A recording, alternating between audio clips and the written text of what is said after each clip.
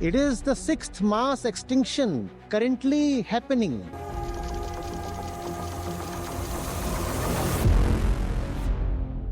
Medical costs, costs to agriculture, costs to informal economy, costs to infrastructure, costs even in terms of your defense preparedness. Think of the farmer, think of the crop, think of the entire ecosystem, think of the insect responsible for pollination. Would they survive? Think of the rivers. 60% of the population will have nothing to feed itself. And if they have nothing to feed themselves, what will they do? They will rush towards other places. Now think of mass migration. Now think of unemployment. Now think of not just mass migration, that's a very meek word. This is called total displacement of large chunks of populations. Who will go and eat in a restaurant? Who will take a taxi? Who will hire a cook or a gardener? Who will travel to tourist places? So what will happen to the service industry? What economy are we talking of? People think that the economy can keep not just afloat but growing irrespective of climate change. And we have not yet addressed the medical costs, sir. From lifestyle ailments like cancer, like heart disease, like kidney disease, to bacterial diseases like TB, to viral diseases, everything would be exacerbated by climate change. What economic growth? India's economic heart is Mumbai. And we know by how many centimeters the sea level has already risen. What will happen to Mumbai? Three of your biggest metropolitan cities, Mumbai, Chennai, Kolkata, are vulnerable to rising sea levels. And vulnerability again is such a soft word. When sea levels rise, they simply swallow up the city. That's it, finished. Game up. If there is a future, the future will remember us. These were the idiots. Namaste Acharya ji. I'm Vishnu and I've started listening to your sessions from a session in IIT Bombay that I attended as a student. So my question is mostly on climate change. Like when we do talk to people on climate change, we most often, come across a lot of climate deniers who treat climate change as a hoax. So here, my question is mostly revolving around what is the proof that we should give to them to challenge their stance and educate them about the seriousness about the issue that we are facing. Welcome. You come from just the right place. You see, the proof that you need to give is not subtle, not immaterial, nothing hidden from the eyes. It is all available in the research reports. It's all over the internet. It's there in the news. So all that is there. It's just that because the media does not highlight it that much, so you have to dig a little for the news and the proofs that climate change is actually happening, and not just happening. The change is actually at a pace that even scientists had not anticipated. Usually we put it in this way, that by 2025, 1.3 degrees plus minus 0.4 degrees temperature change is expected or apprehended. So scientists tend to put it conservatively. That's their job. They are not meant to create sensations. But even the scientific estimates are being exceeded. And we have more proofs than we can tolerate from all over the world. You have so much from India, you have so much from US, Europe, Australia, Mexico, China. All parts of the world are experiencing once in a century kind of extreme weather situations. So we have proofs galore. And US, you had this January wildfires in California, right? And why exactly did that happen? That happened because, first of all, there was too much heat that resulted in the forest bed turning extremely dry. That also meant that the leaf fall was more than usual. And more heat in the atmosphere also means that the wind velocity is more than usual. Heat is energy, energy results in greater wind speed. So more heat, more dryness, less rainfall, and higher wind speed, and you had unprecedented wildfires in California. And that was on the west side. Now, these months on the east side, you have heat waves that have never been seen before. The New York area and other places, right this month, June, sweltering.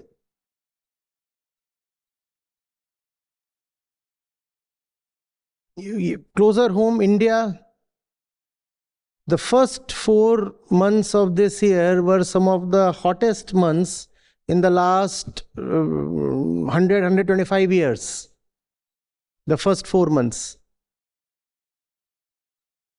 And then in the 5th month, suddenly you had just so much rainfall. So it was the wettest month over a long period. And all of that wreaked havoc on the economy, on public health, on everything that is exposed to the elements of nature, even on employment. Because people can't work, the informal economy can't work in extreme weather conditions. Those are the people who work on the streets, on the roads, in open spaces, in factories. And we are yet not talking of agriculture. We are talking of the economy being exposed to the elements, and we are not talking of agriculture, which is still more than 50% of India's economy in terms of participation of workforce. So there has been massive damage across the world. It's been raining in Madras, in Tamil Nadu. When that part is not supposed to receive much rain as of now. And these kinds of unseasonal rains and also dry spells are being experienced throughout the country. Why? We don't want to look at it, but the temperature variation that India in particular is experiencing is twice the temperature variation that the rest of the world is experiencing due to climate change. We know the global average temperatures have gone to more than 1.5 degrees centigrade above normal now. We know that. But even this rise is not a uniform rise. This rise is much more skewed towards the Indian subcontinent. India, Pakistan, Bangladesh.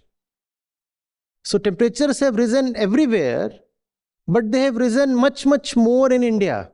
Both the temperatures and the extreme weather events, and the highs as well as the lows.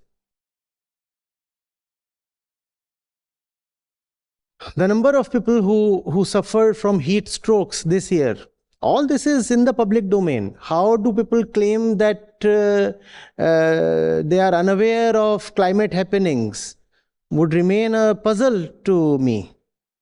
We understand the media does not quite emphasize on that, but still, it's all around us. In many cases, the evidences would be present within the household, in the family. How does one gloss over? This is just self-deception. Self-deception equable to criminal negligence. In fact, there was this list of very, very prominent weather events across the world, right? Bring my folder.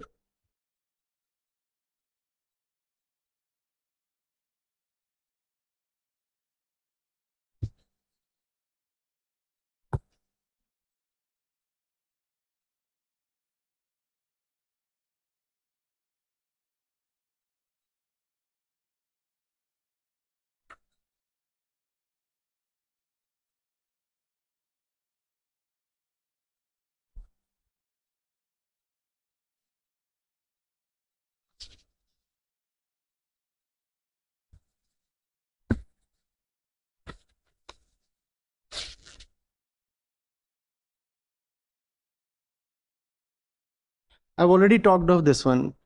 New York, Boston, Philadelphia, the eastern part of US. They are experiencing massive heat. There is a heat dome and the nights are failing to cool. How is this something so private, so hidden, so confidential that people claim that they don't know of it? How do we feign such ignorance? This is there. So the East Coast, it's experiencing a massive heat wave that is there. This one, yes, UK.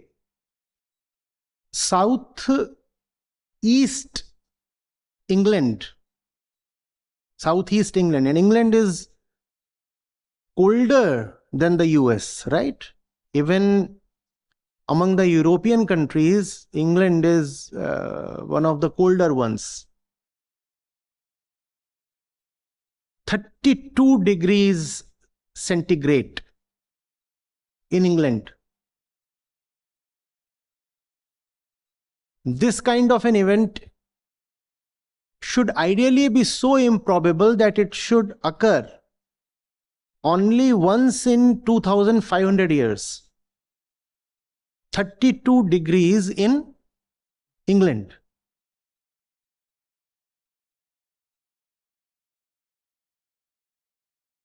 That's hot even by standards of some of the Indian states.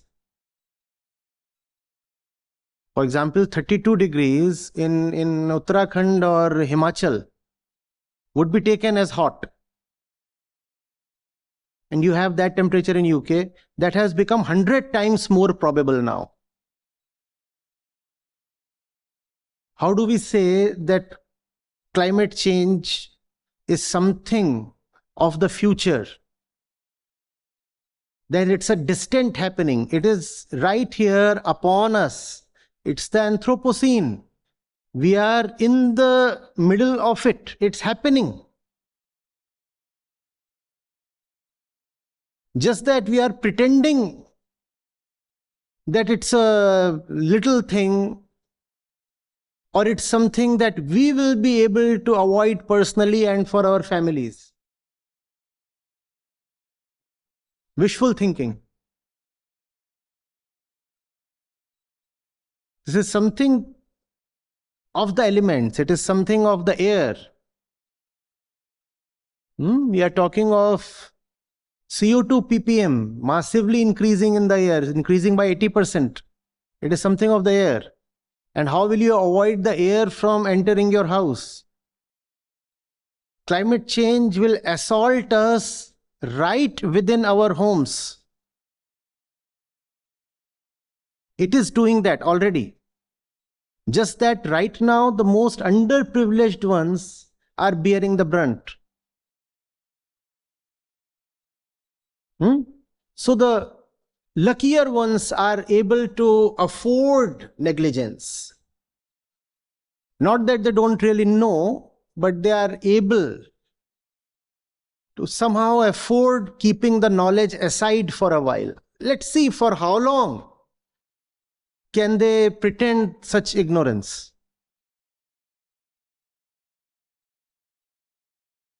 This is May 2025, and over the last 12 months, starting from May last year, that is, the average number of heat wave days across the world has risen by 30. So, on an average, if a place used to have 15 days of heat waves, that place has now 45 days of heat waves. If a place used to have 60 days of heat waves, that place now has 90 days of heat waves. And we are saying there is no proof. The proof is staring us in the face. Soon it will stab us in the heart.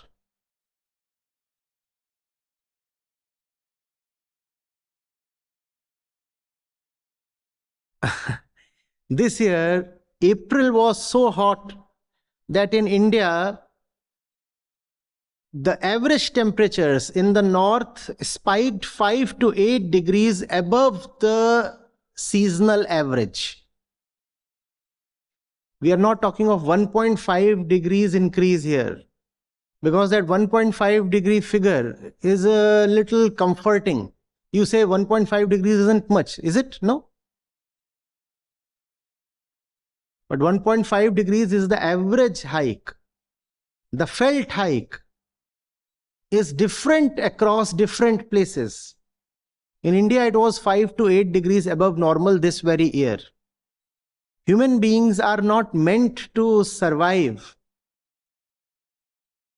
when their normal ambient temperature is disrupted to this extent. And let's not talk only of human beings. Birds, animals, all other creatures are designed by evolution to survive only within narrow temperature ranges. You exceed that temperature range on either side, and the organism either won't survive or won't reproduce, or its population would drastically shrink. Coral bleaching. 80 to 90% of the coral reefs now stand bleached. Because of carbon dioxide, because of temperature.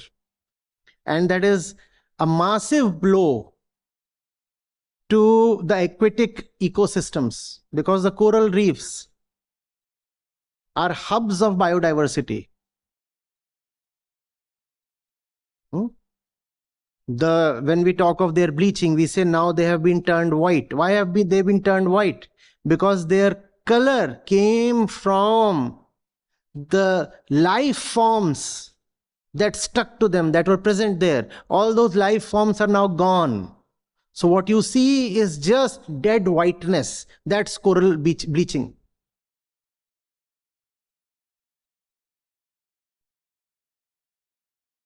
California wildfires, all too well known. Greece wildfires. We also had the Australian wildfires, right? That was last year.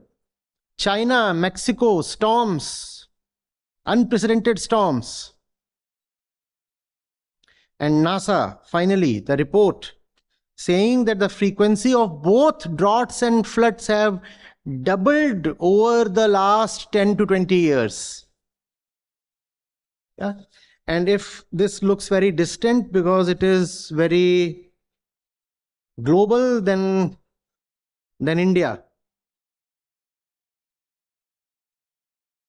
Yes, I said the number of heat stroke cases has been increasing. The report here has the exact number. India has had the longest heat wave since 2010 and the second longest heat wave in the last 50 years. The number of heat stroke cases this year was 44,000. This number exceeds the number we have ever experienced. This is a World Meteorological Organization report.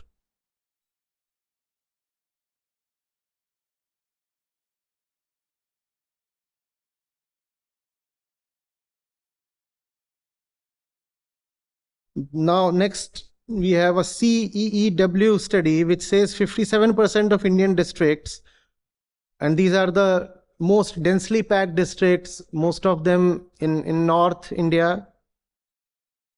These 57% Indian districts are home to 76% of Indian population. They're at a very high risk of extreme heat, exacerbated by rising nighttime humidity, which blocks relief from daytime peaks. And this is what is contributing to more and more heat stroke cases.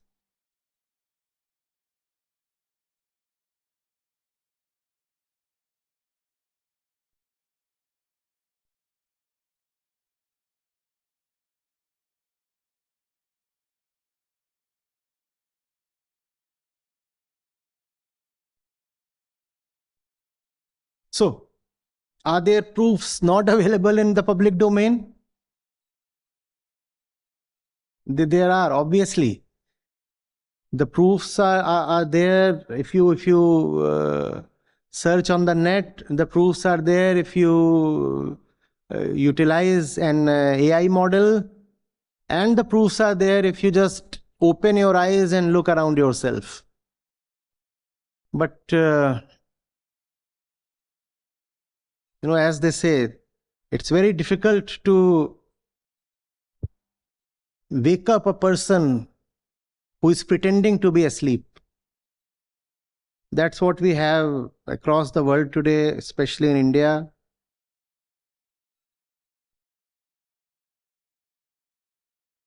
And Acharya, when we do provide these proofs, right, there are two obvious, logics that come up. They say that, you're like, presenting a pessimistic view, and like we believe in the human capability to adapt to every challenge that comes. Like we have faced a lot of challenges. No, wait. It is not a question of belief.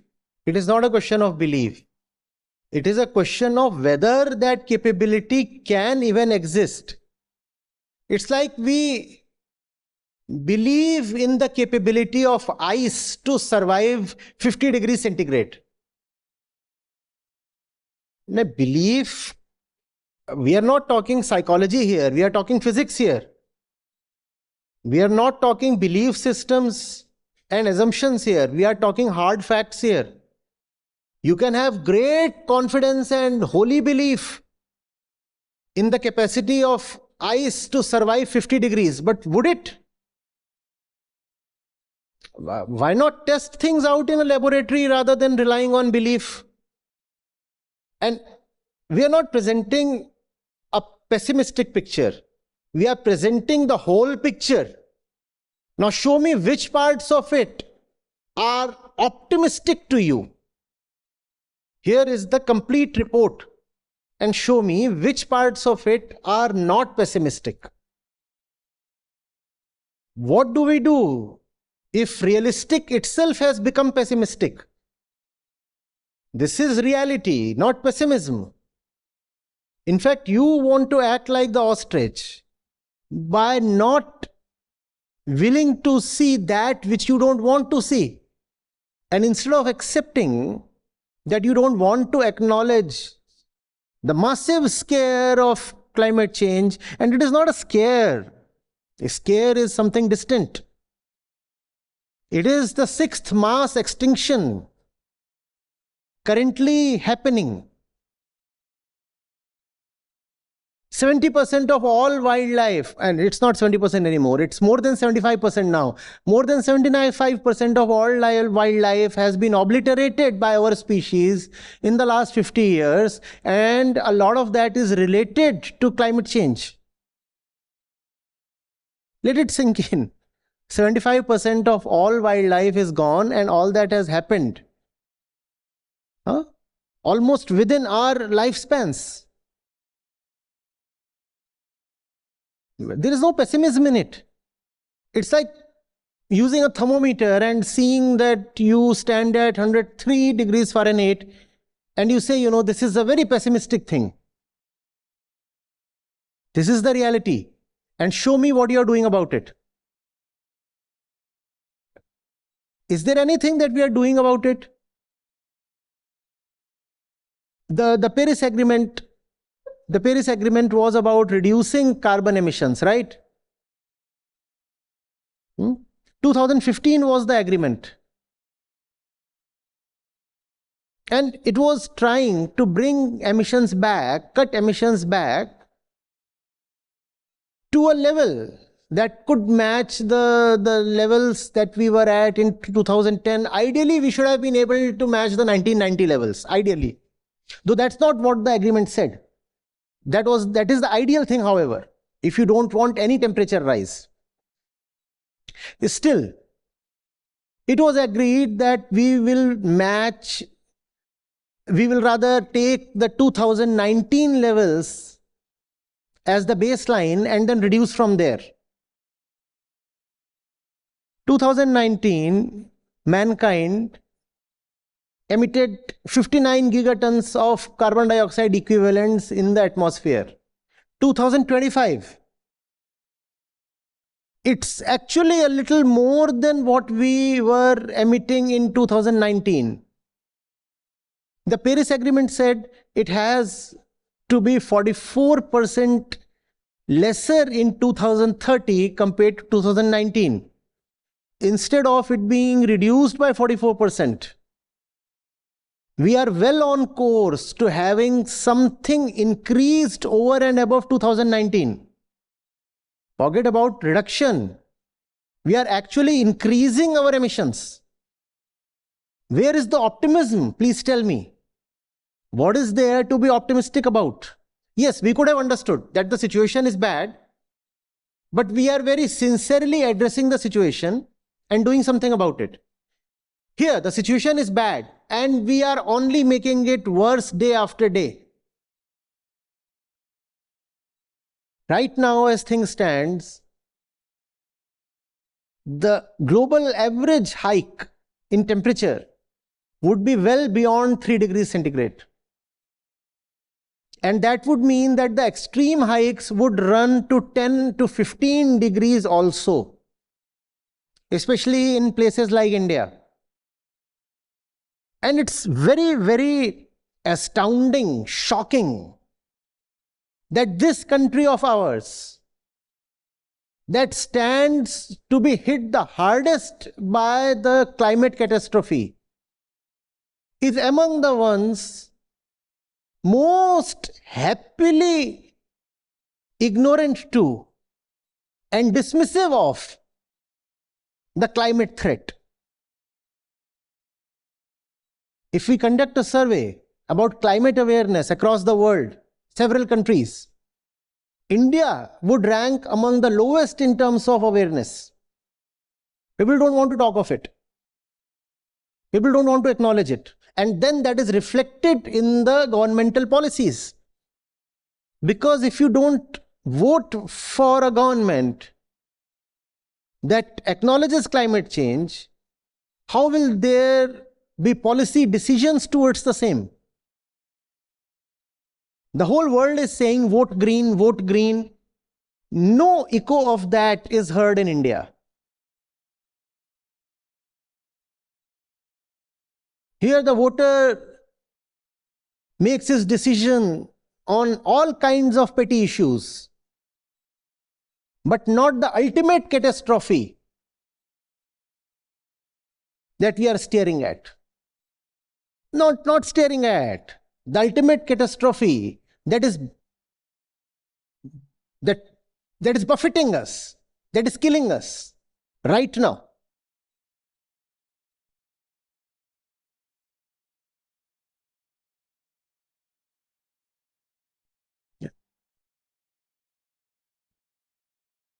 Then again, there's one more that come up is that the economic growth. Like then when we projected that we should minimize our desires as a result of self-awareness, then the question comes up as that then we would be reducing the economic growth, which would probably hinder the lesser privileged or the less rich people in the society.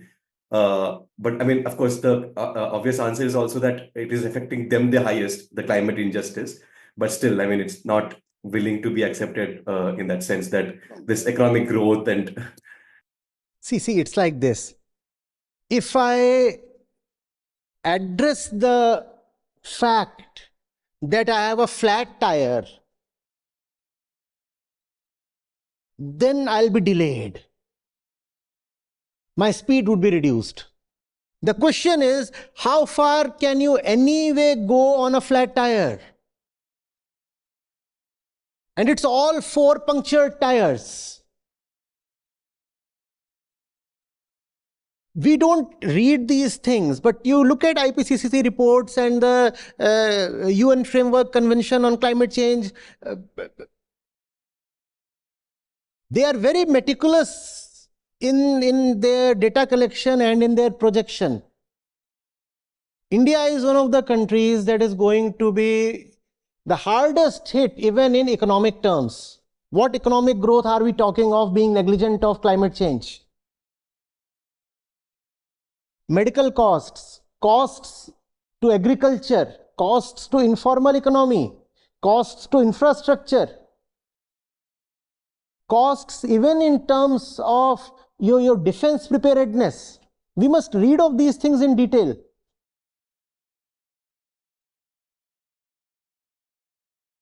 We are not only the world's most populous country, we are also the country where there is the biggest informal sector and the biggest proportion of population dependent on agriculture and allied industries. What is going to happen to those crops standing under the sun? Think of the farmer, think of the crop, think of the entire ecosystem, think of the insect responsible for pollination. Would they survive? Think of the rivers. Not only is our big chunk of population dependent on agriculture, they are also dependent on the monsoons. Our crops do not get the support of irrigation. We depend on natural water, rivers and rains and tanks in South India. And climate change is going to disrupt the rainfall patterns it already has. How will there be crops at all? What economic growth are we talking of? There would be mass unrest. Can there be any economic activity when the entire population has gone turbulent and there is mass civil unrest? If it does not rain, the glaciers melt. When the glaciers melt, first of all, it would flood. And after the floods, there would be an unending dryness because now the rivers can't flow. The glaciers that are the sources of rivers do not exist anymore. How will the rivers flow? The rivers are not there, the rains are not there. Or there is just too much rain at the wrong place at the wrong time. From where will the crops come? And if the crops are not there, what economy are we talking of? 60% of the population will have nothing to feed itself.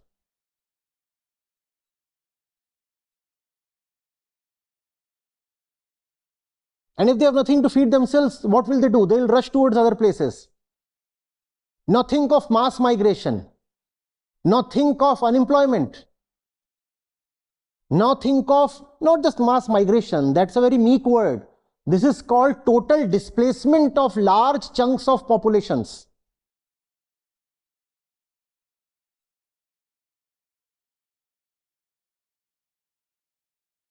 Does the northern parts of the country have a lot of industry?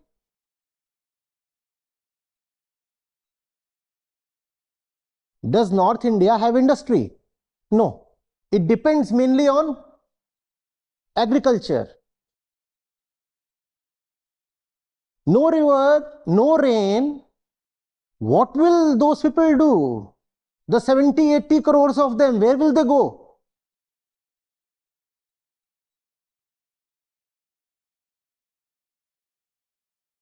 and they'll be killing each other over water. Something as simple as water and food and grains. What economic growth are we talking of?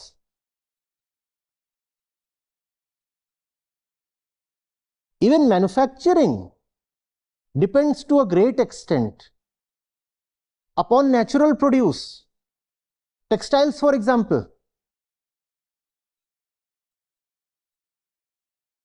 Show me, first of all, the manufacturing sector in India is quite small. But even there, show me how many industries are totally insulated from climate change. Please show me.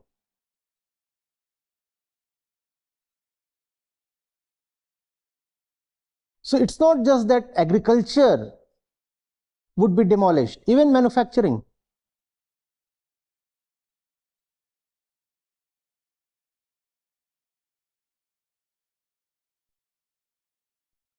And services depend on the general population having some money to spend. Services cannot feed the service sector itself continuously, right? If the two other prominent sectors are going kaput, who will go and eat in a restaurant?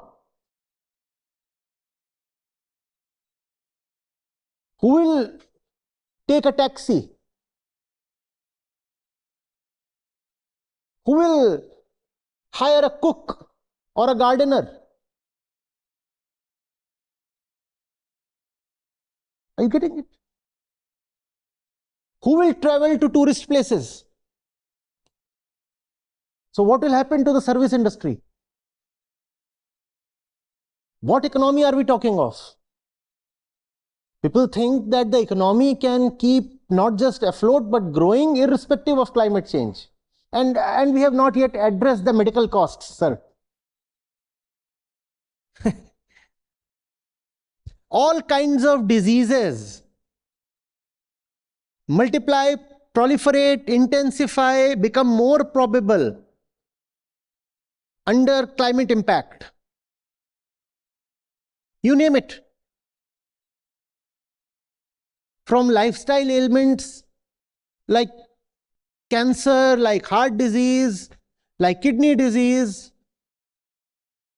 to bacterial diseases like TB, to viral diseases, everything would be exacerbated by climate change.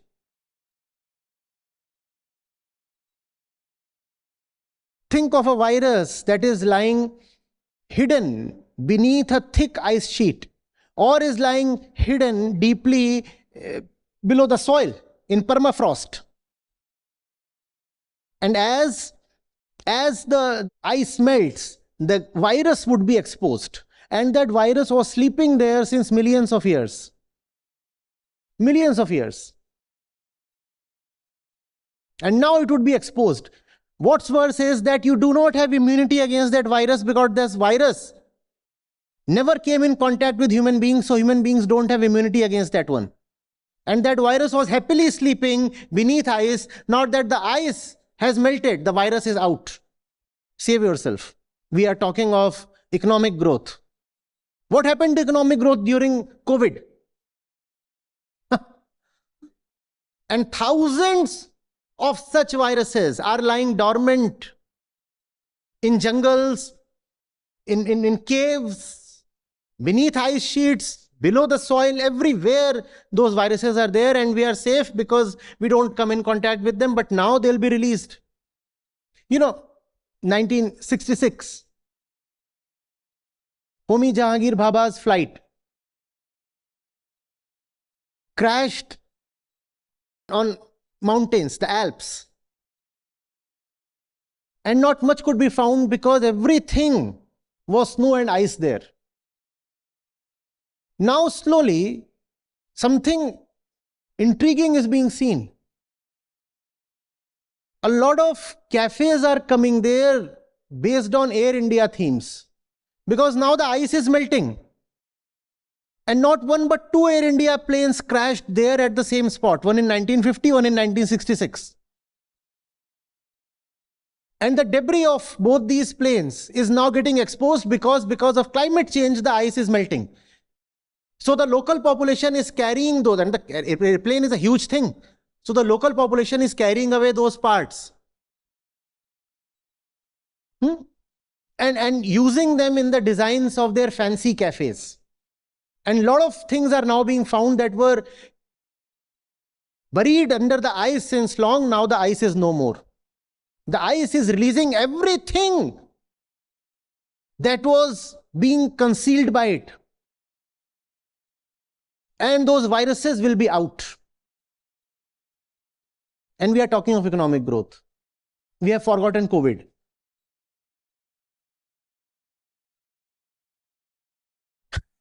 What economic growth? India's economic heart is Mumbai. And we know by how many centimeters the sea level has already risen. What will happen to Mumbai? That's the city that provides you with the maximum tax revenue. That's the city that's your financial center. And the sea levels are rising. What economic growth? And your political capital is Delhi. That is vulnerable to the worst kinds of heat attacks. And we are talking of economic growth.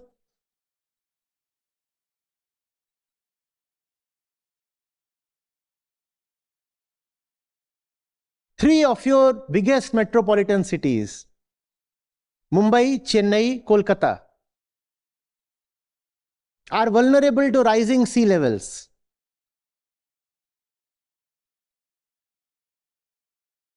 And vulnerability again is such a soft word. When sea levels rise, they simply swallow up the city. That's it, finished. Game up. You have an underwater city now.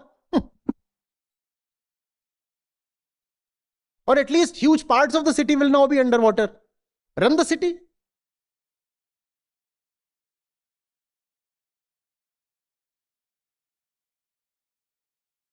North India, at least, there is some backup that the glaciers are massive, the Himalayan ice sheets. So the glaciers will take some time melting, and till then the rivers will continue to flow. South India, the rivers depend not so much on ice but on rainfall. What happens when the rainfall patterns are disrupted? What will happen to all our South Indian rivers?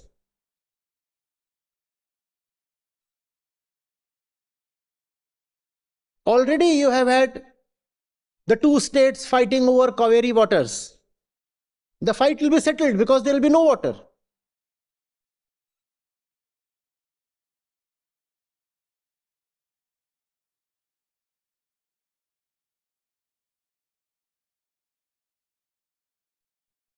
And in north also, you have Delhi and Haryana squabbling over the Yamuna waters.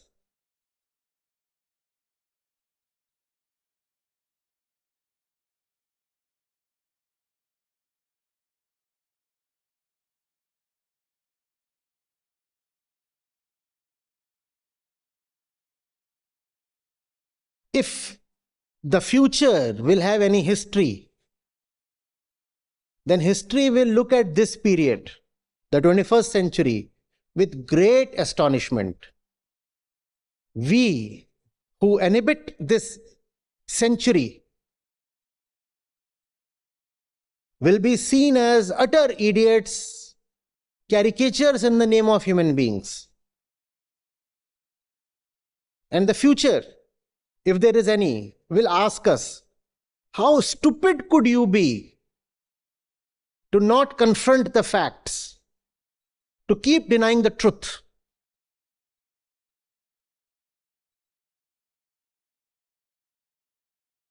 We are a very special people at a very special time, doing our utmost to kill the whole planet. It's a very, very rare happening in the history of Earth. We are a very special people. We are very privileged, in fact. If there is a future, the future will remember us. These were the idiots.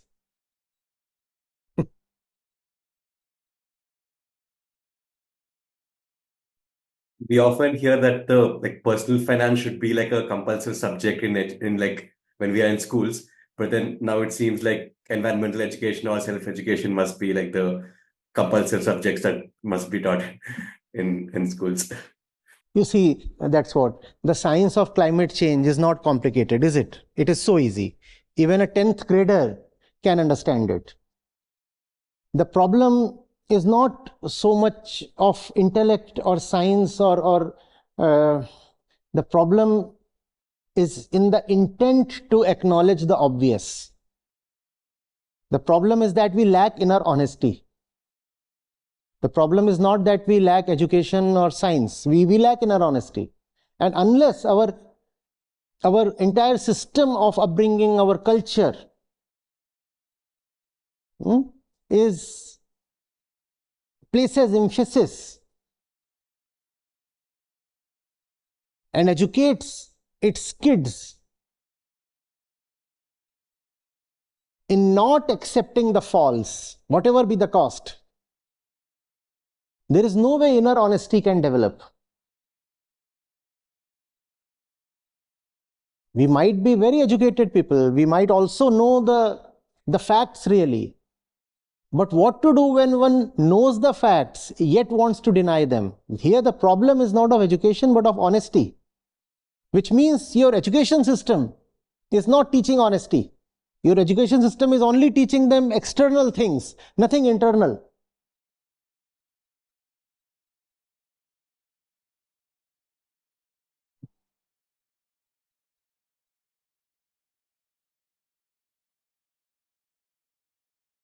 You could be a scientist and yet a climate denialist. It's possible. You may have all the facts on your table and yet choose to push them aside.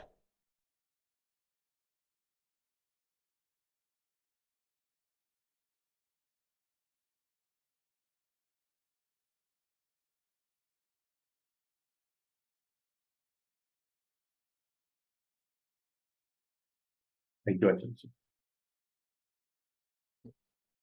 Thank you.